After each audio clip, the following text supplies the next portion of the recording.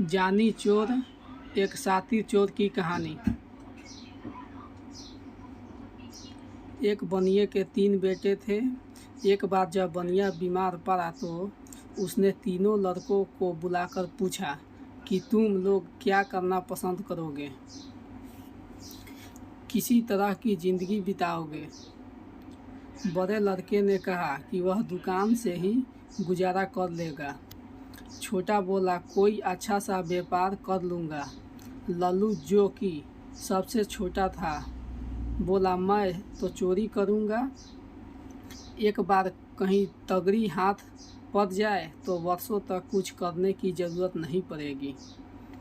उसकी बात सुनकर बनियों को बहुत दुख हुआ। बोला बेटे चोरी करना आसान काम नहीं है, पकड़े गए तो मार मार कर भुट्टा बना दिया जाता है।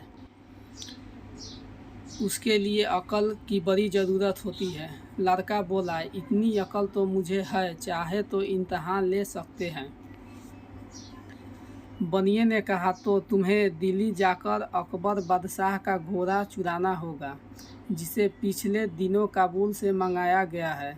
यदि 1 हफ्ते के अंदर तुम घोड़े को ले आए तो मुझे विश्वास हो जाएगा कि तुम्हारे में अकल की कमी नहीं है। अच्छा कहकर लड़का उसी वक्त दिल्ली की ओर चल पड़ा। दिल्ली पहुंचकर पाया कि शहर के चारों तरफ कड़ा पहरा है। वह बाहर सड़क पर रुक गया और सोचने लगा कैसे अंदर चला जाए। कुछ देर बाद उसने एक नाई को आते देखा। पास आने पर पूछा भाई कहाँ जा रहे हो। नाई ने बताया कि वह रोज़ हजामत करने शहर जाता था, यही उसका धंधा था। पूछा तुम कौन हो।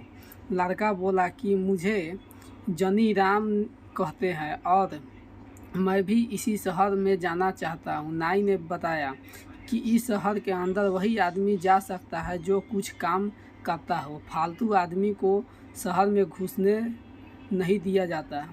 सुनकर जमीन राम सोचने लगा कैसे शहर में घुसा जाए। नाई से वह बोला अच्छा भाई मैं वापस ही लौट जाऊंगा, लेकिन मेरी हजामत तो बनाते जाओ। नाई ने उसकी बात मान ली। बोला बैठ जाओ। जनी राम बैठ गया, किंतु पानी न होने के कारण हजामत कैसे बनती। तभी जनी राम ने दूर एक तालाब की ओर इशारा किया। बोला वहाँ से कटोरी में पानी भर कर लाओ, तभी हजामत बनेगी। नाई ने अपनी पेटी वहीं रख दी और पानी लेने चला गया।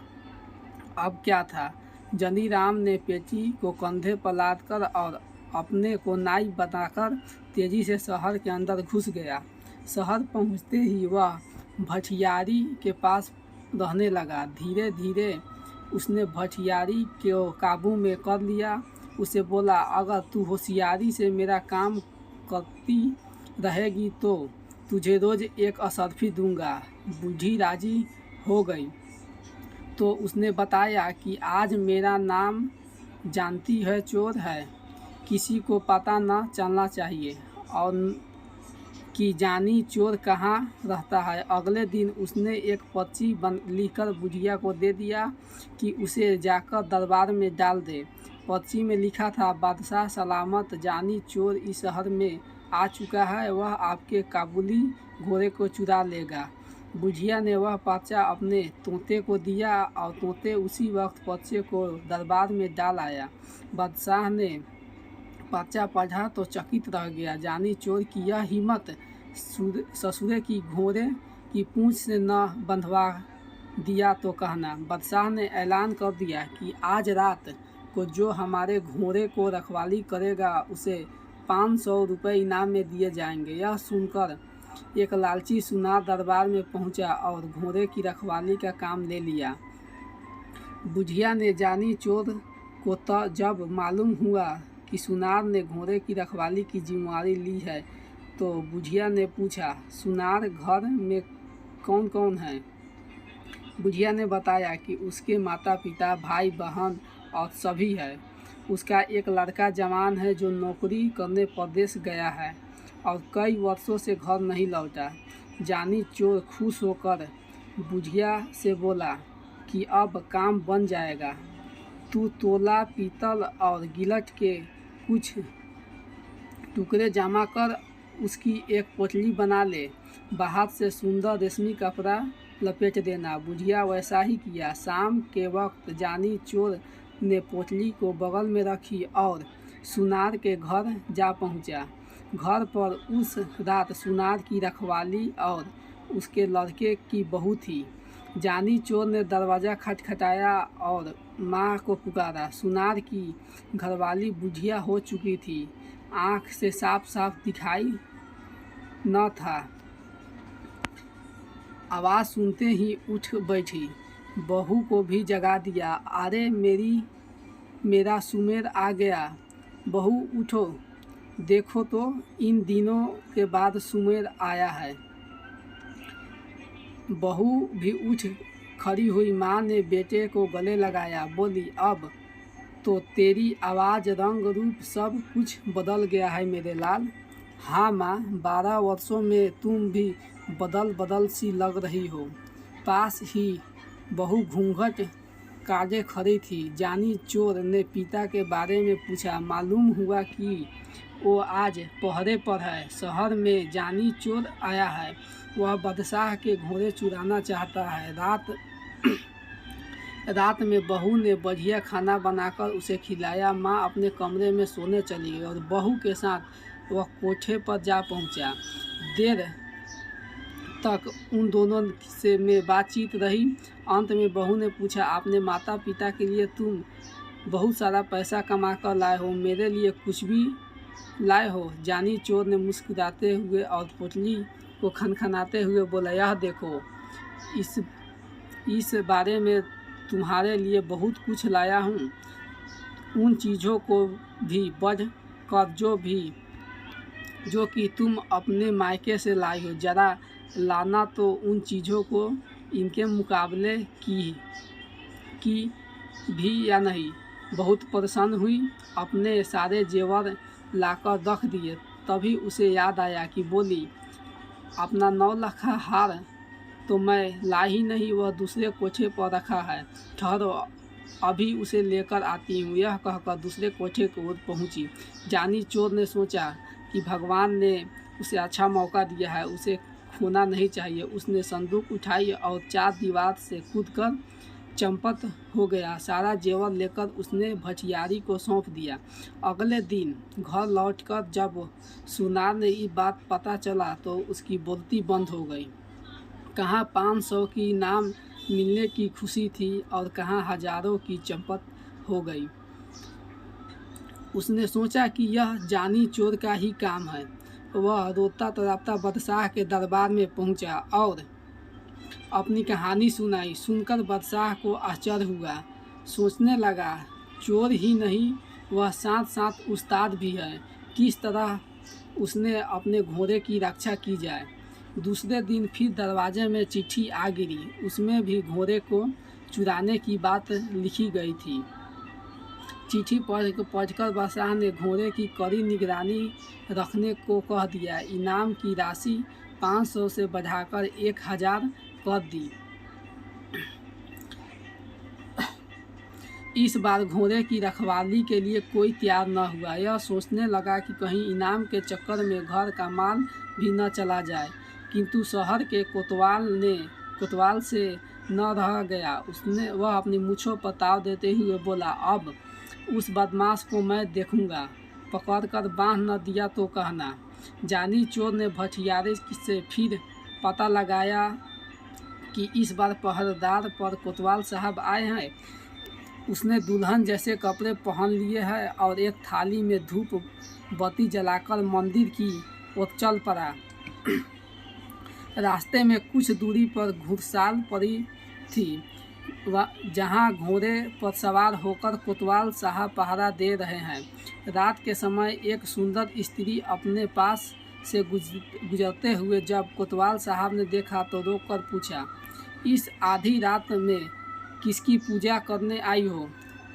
औरत घूंघट निकालकर बोली, ठाकुर जी की पूजा करने आई हूँ। कोतवाल बोला, मैं भी तो ठाकुर हूँ, औरत हंसी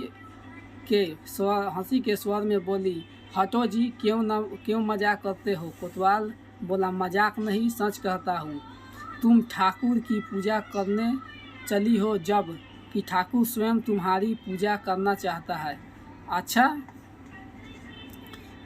तो चलो वहाँ मंदिर में चलकर पूजा करना। ठाकुर खुशी से उछल पड़ा और अपने घोड़े को साथ मंदिर में चला गया। उस घोड़े को वहाँ बाहर बांध दिया। हथकड़ी, बेरिया और बंदूक लेकर औरत के साथ मंदिर के आंगन में जा धमका। हथकड़ी, बेरिया देखकर स्त्री ने पूछा, ठाकुर जी, यह सब क्या है? कोतवाल ने बड़े प्रेम से उसे समझाया कि ये चोर डाकू के गहने हैं, मैं इन्हें पहनकर देखूंगी। यह कहकर स्त्री ने हथकड़ियाँ लेकर अपनी कलाइयों में डाल ली। उसकी कलाइयों से हथकड़ियाँ निकालते ही कोतवाल बोला, यह तुम्हारे पहनने की चीज़ नहीं है, तुम्हारी कोमल कलाइयाँ इससे बल खा जाएगी। स्त्री ने हट की, नहीं जी, मैं इन चीज़ों को पहनकर देखना चाहती हूँ कि कैसे पहनी जाती है। अच्छा, तो रुक जाओ, मैं तुम्हें दिखाता हूँ इन्हें कैसे पहना जाता है। जैसे जैसे मैं बताता जाऊँ वैसे वैसे तुम पहनते जाना। यह कहकर अपने हाथों में हथकड़ी और पैरों में बेरिया डलवा दी। फिर मुस्कुराते हुए बोला, देख लीजिए, इस तरह पहना जाता है। अब इन्हें खोल दो। कोतवाल की बात सुनकर स्त्री जोर से हंस दी। उसने अपनी नकली वेशभूषा को अलग किया और बंदूक उठाकर कोतवाल की छाती पर रख दी। पूजा करोगे बरखुरदार? जानी चोर ने चोर की पूजा करना क्या आसान समझा है? जानी चोर का रूप देखते ही कोतवाल के होश उड़ गए। गिड़गिड़ाता हुआ बोला, भाई, इस बार माफ़ कर दो, आगे से कभी तुम्हारे आड़े ना आऊँगा। किंतु जानी चोर कब सुनने वाला था। उसने कोतवाल को एक रस्सी से बांध दिया, उसे मुंह पर कपड़ा ठिठुरकर घोड़े पर बिठाया और बादशाह के महल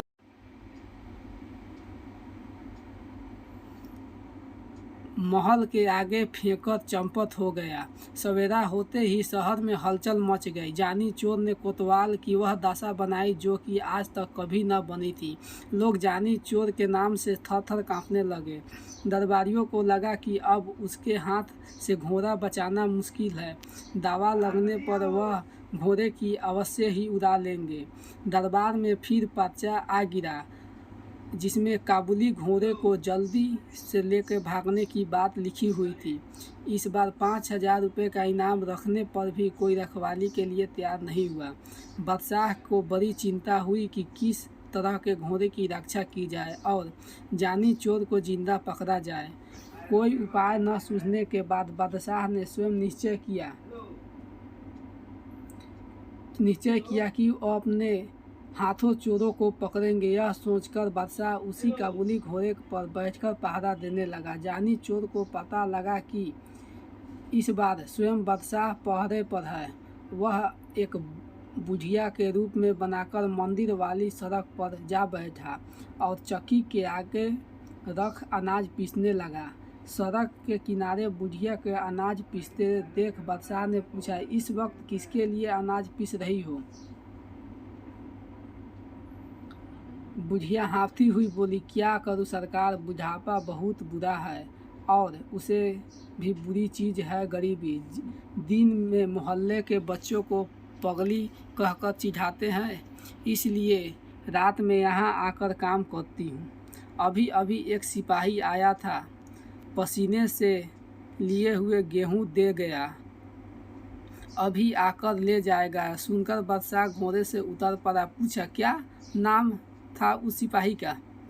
बुढ़िया ने माथे से पसीना पोंछा, बोली, नाम तो सरकार वह जानी कुछ बता रहा था। बादशाह को विश्वास हो गया कि वह वही चोर है। उसने बुढ़िया से पूछा, वह कितनी देर में लौट कर आएगा? आता ही होगा सरकार। बादशाह ने सोचा, चोर को पकड़ने का इससे अच्छा मौका नहीं मिलेगा। वह बुढ़िया से बोला, तू मेरे कपड़े पहन ले और मुझे अपने कपड़े दे ताकि मैं उसे पकड़ लूँ। वह सिपाही नहीं चोर है, मैं उसे पकड़कर बादशाह के पास ले जाऊंगा। बादशाह ने अपने कपड़े पहनाकर उसे मंदिर के आंगन में भेज दिए, साथ ही अपना काबुली घोड़ा भी उसके हवाले कर दिए और स्वयं उसने बुढ़िया को फटे पुराने कपड़े पहन लिए और सड़क के किनारे बैठकर चक्की घुमाने लगा। हाथ में घोड़ा आते ही जानी चोर फूला न समाया। वह तुरंत घोड़े पर चढ़ा एंड लगाते हुए बोला, बादशाह सलामत, तुम्हारी चक्की पिसती रहो जानी चोर। यह भाग बादशाह ने आवाज़ सुनी तो कलेजा धक रह गया, हाथ से चक्की छूट गई। वाह रे जानी चोर, तू तो अकल का पुतला निकला। जानी चोर बादशाह की पोशाक में घर पहुंचा तो बनिए को विश्वास हो गया। बोला, शाबाश बेटा, अब तो तू जरूर चोरी कर सकता है, किंतु याद रखना गरीबी को कभी परेशान न करना। ईमानदार और मेहनत से कमाए गए धन पर डाका नहीं डालना और गरीबों की सहायता करने में पीछे न रहना। अब जाकर बादशाह का घोड़ा वापस कर आ। सुनकर जानी चोर घोड़ा वापस करने निकल पड़ा।